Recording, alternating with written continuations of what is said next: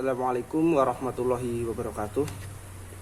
Saya Hafidz Nur Okta Gustianto, mewakili kelompok 6 Perencanaan Sosial Prodi Sosiologi UIN Sunan Kalijaga Yogyakarta, akan sedikit mempresentasikan, mereview terkait sejarah perencanaan sosial termasuk prakteknya di Indonesia.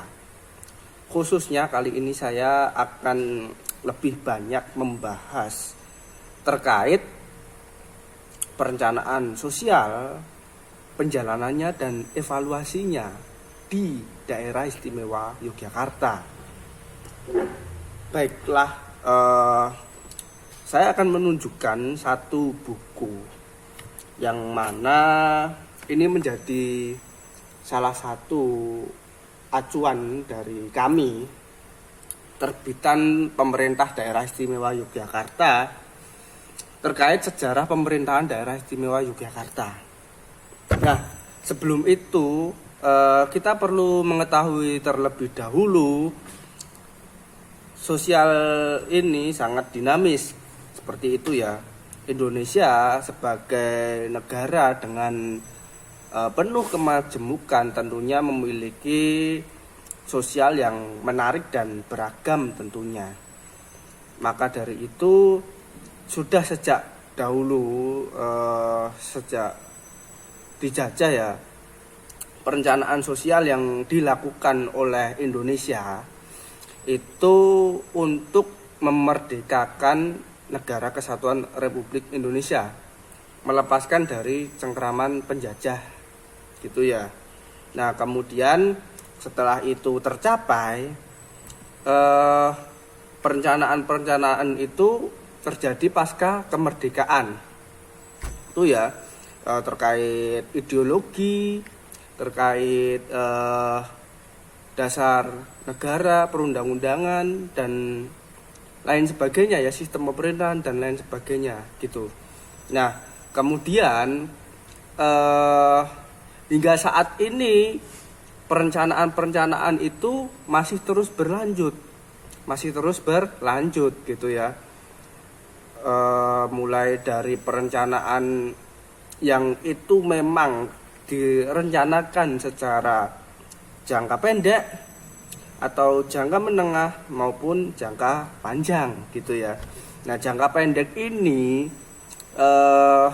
dilakukan saat bencana-bencana yang tidak terduga itu terjadi gitu ya. Jadi ada jangka pendeknya, tapi juga ada jangka panjangnya secara pembangunan. Seperti itu ya. Kita ambil contoh ketika pandemi ini melanda ya, seperti itu.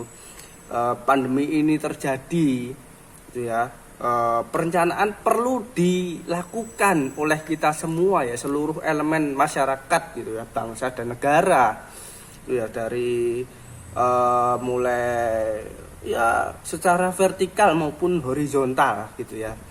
Nah, kemudian perencanaan ini terus berlanjut gitu. Contohnya ya PPKM ya, ini kan sebagai kebijakan dari sebuah perencanaan bahwa pemerintah ingin negara ini segera pulih, segera bangkit gitu ya.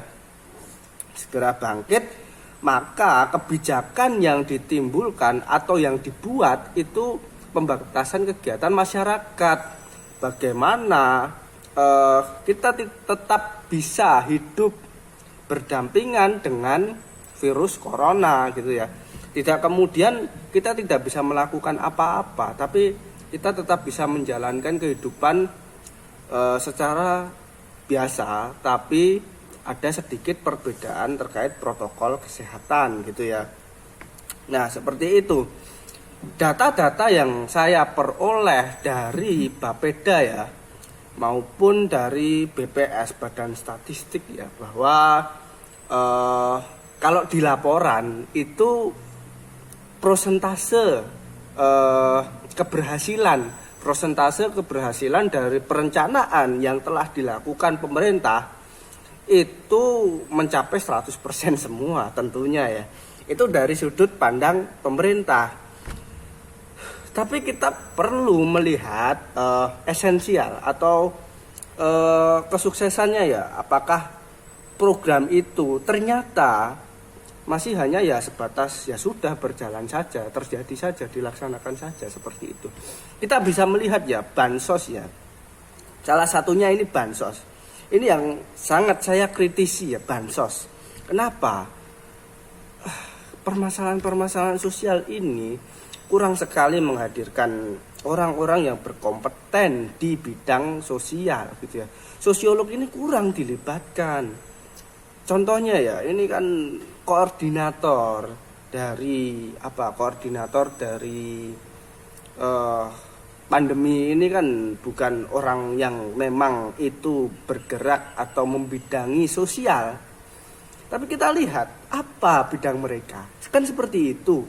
Kemudian kita bisa lihat ya praktek-praktek orang yang di dalam yang mengurusi instansi lembaga pemerintah bidang sosial.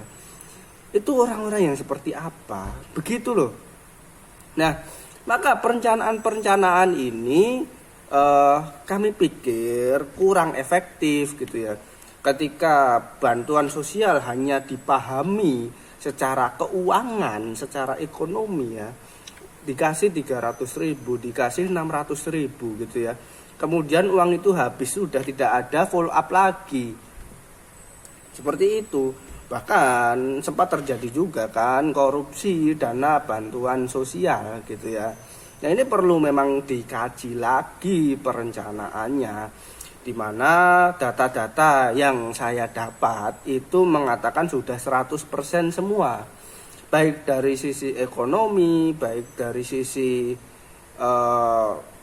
budaya dan lain sebagainya. Tapi kami pikir ini masih hanya secara seremonial saja, formalitas saja. Kenapa? Karena memang inilah yang terjadi di masyarakat, bahwa program disalurkan, program dilaksanakan, hanya mengambil gambar, laporan, setelah itu selesai, tidak ada follow up lagi. Seperti itu. Perjalanan perencanaan sosial ini sangat panjang dan itu terus terjadi ya. Permasalahannya juga kita menghadapi birokrasi yang rumit dan hierarki.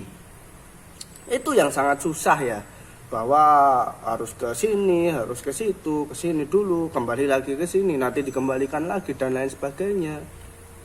Akses satu pintu kita dalam hal kebijakan dan sosial itu belum ada. Belum ada. Kenapa? Ya karena memang birokrasi kita cukup rumit gitu ya.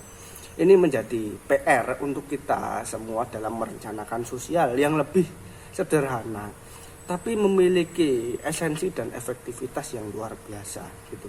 Itu sejarahnya ya. Jadi dari masa sebelum Indonesia terbentuk gitu ya, dari masa penjajahan, kemudian merdeka, kemudian merencanakan berupa ideologi, perundang-undangan dan lain sebagainya gitu ya. Nah, kemudian itu terus berlanjut gitu ya. Nah, di daerah istimewa Yogyakarta ini sendiri dalam perencanaan sosial itu cukup terlihat ya, sangat terlihat gitu ya. Yang mana Yogyakarta ini sendiri memiliki perencanaan, memiliki kebijakan, memiliki pengelolaan dengan sangat baik. Terbukti selalu mendapatkan penghargaan kebijakan pengelolaan tata kota, tata wilayah ya, dan perencanaan sosialnya dengan sangat efektif. Walaupun masih memiliki permasalahan terkait upah minimum yang masih sangat minimum, masih sangat minim dibanding daerah lain, bahkan terendah se-Indonesia. Walaupun memang biaya hidup di Yogyakarta ini masih tergolong murah, tetapi kita tidak bisa terus-terusan seperti ini, karena memang biaya hidup ini akan terus meningkat.